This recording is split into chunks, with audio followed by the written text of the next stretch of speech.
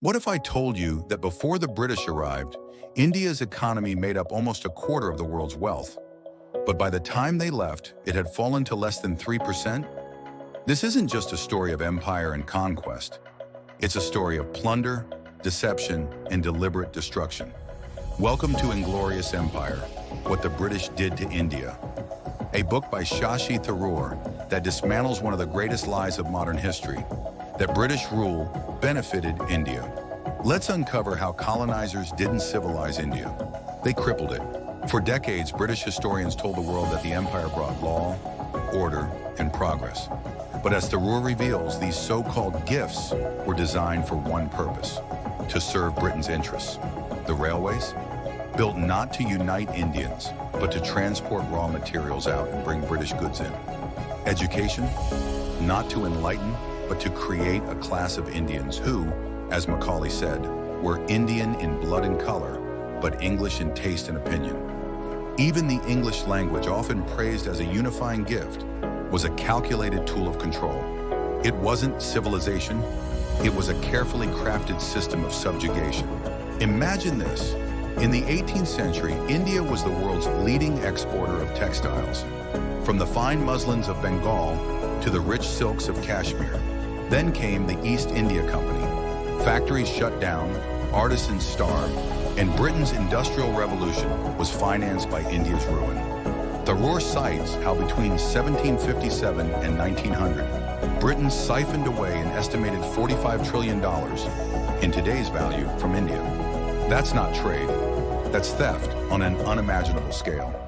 Even during famines, when millions of Indians died, Britain continued exporting grain to feed its own empire. One of the darkest examples? The Bengal famine of 1943, when Winston Churchill diverted food to British troops, calling Indians a beastly people with a beastly religion. This was not governance. It was extraction masked as empire. But the British didn't just drain India's wealth, they attacked its spirit. They rewrote history books to make Indians believe they had always been backward, divided and helpless, until the British saved them. Temples were looted, traditions mocked, languages suppressed. Tharoor points out how the British cleverly replaced pride with inferiority, making Indians doubt their own past, their own identity. And perhaps the greatest tragedy is that this mindset, this colonial hangover, still lingers today. When India gained independence in 1947, it didn't inherit a gift of modernity. It inherited a century of impoverishment, a broken economy, 90% illiteracy, and life expectancy below 30 years. This is the true legacy of British rule.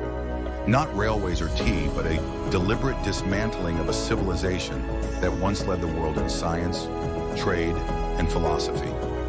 Tharoor's message is clear. Understanding this past isn't about resentment, it's about recognition. Only when we see history honestly can we rebuild with pride and purpose. Inglorious Empire isn't just a book, it's a wake-up call.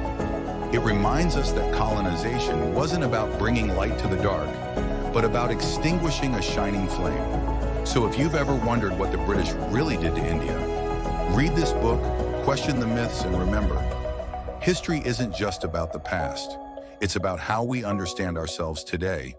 If this story moved you, hit that like button, share this video, and subscribe for more powerful insights into the books that shape our understanding of truth. Until next time, keep questioning, keep learning, and keep the light of knowledge alive.